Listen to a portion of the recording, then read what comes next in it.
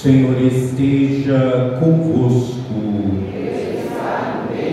Proclamação do Evangelho de Jesus Cristo segundo Lucas. Glória a vós, Senhor. Naquele momento, Jesus exultou no Espírito Santo e disse: Eu te louvo, Pai, Senhor do céu e da terra, porque escondeste essas coisas aos sábios e inteligentes e as revelastes aos pequeninos. Sim, Pai, porque assim foi do teu agrado. Tudo me foi entregue pelo meu Pai. Ninguém conhece quem é o Filho, a não ser o Pai, e ninguém conhece quem é o Pai, a não ser o Filho, e aquele a quem o Filho quiser revelar.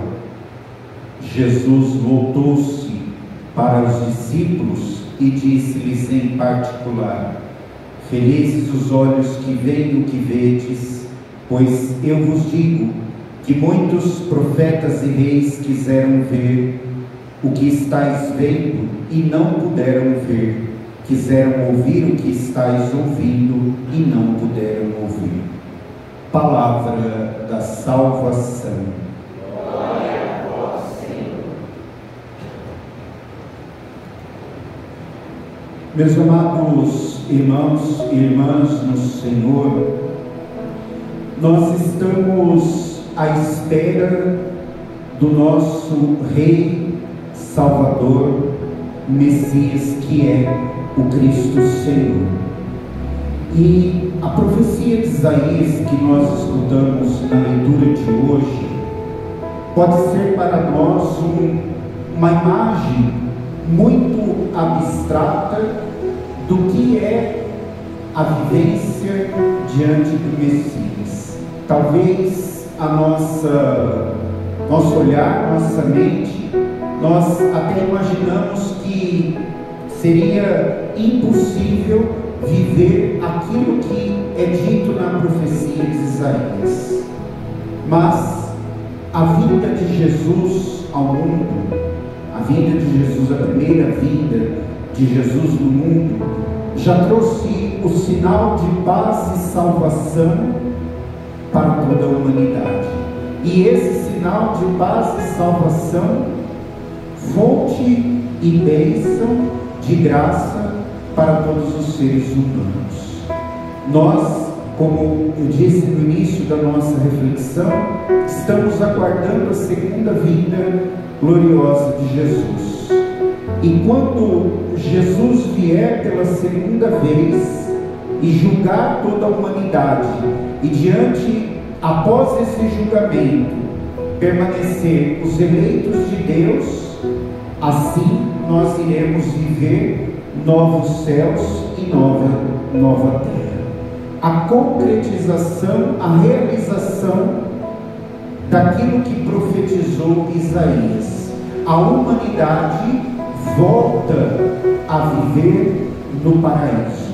No paraíso que nós perdemos pelo pecado dos nossos primeiros pais, e que cada vez que nós pecamos, cada vez que nós nos distanciamos de Deus, nós vamos nos distanciando mais do paraíso, que é o sinal visível e claro da nossa salvação, que é a certeza de nós estarmos na presença de Deus.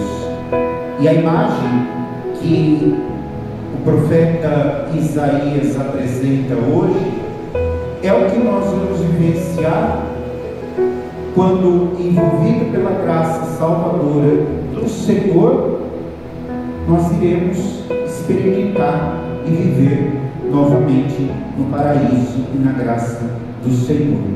Por isso que Jesus, no Evangelho de hoje, para que nós estejamos no reino, é preciso viver semelhante aos pequeninos do reino de Deus, aqueles que realmente se reconhecem necessitados do amor, da misericórdia do Senhor. quando nós olhamos para nós, para a nossa miséria humana e percebemos: eu preciso de Deus, eu preciso da graça de Deus, nós estamos nos fazendo pequenino diante do nosso Deus imenso, que nos resgata, que nos salva.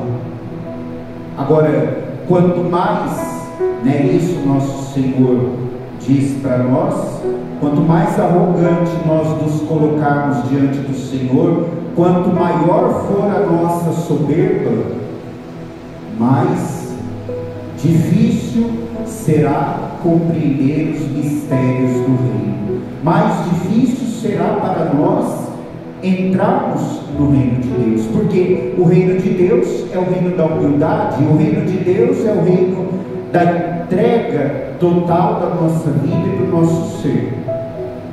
E quando Jesus diz para nós: escondestes essas coisas aos sábios e inteligentes e a revelastes aos pequeninos, toda a palavra de Deus é revelada para nós, principalmente na sua plenitude em Jesus Cristo.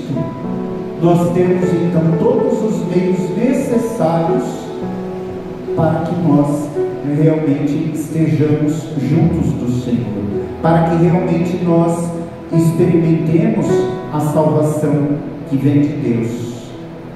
E por fim, olhemos a bem-aventurança que Jesus fala no Evangelho de hoje, uma bem-aventurança particular para os discípulos.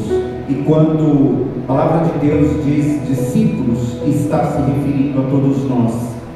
Felizes os olhos que veem o que vós vedes, pois eu vos digo que muitos profetas e reis quiseram ver o que estáis vendo e não puderam ver, quiseram ouvir o que estáis ouvindo e não puderam ouvir. Nós somos um povo privilegiado, porque nós ouvimos a palavra, nós vemos o milagre de Cristo na Eucaristia todos os dias acontecendo diante dos nossos olhos. Nós estamos orientados, encaminhados pela sã doutrina da nossa Santa Mãe Igreja Católica, ou seja, isso nos faz pessoas felizes, pessoas bem orientadas para o caminho da vida e da salvação. Aí pergunto: o que mais nós queremos para estar com Deus, para vivermos com Deus, para sermos de Deus? O que será que o Senhor precisa fazer mais para nós, para que realmente nós nos coloquemos como pequeninos e realmente façamos a vontade do Senhor na nossa vida? Nós somos felizes. Eu fico imaginando mesmo quantas pessoas passaram ao longo da história da salvação, ao longo da história do povo de Israel, e quiseram ter a oportunidade que nós temos de estar com o Messias, de ter Jesus na nossa vida, de tocar com as nossas mãos quando nós recebemos a Eucaristia. Que privilégio e honra maior do que essa? Que muitos profetas, aliás, todos os profetas da história da salvação, nenhum deles teve essa oportunidade, a não ser João Batista, que conviveu com Jesus. Mas e nós valorizamos tudo isso? Valorizamos esse mistério revelado para nós na nossa vida? O que cabe a nós é isso: se fazer pequeno diante de um Deus grandioso, que se rebaixa, que se faz pequeno para estar muito perto de nós. Que nós possamos continuar vigilantes, com o coração e a vida em plena abertura para o Senhor que virá.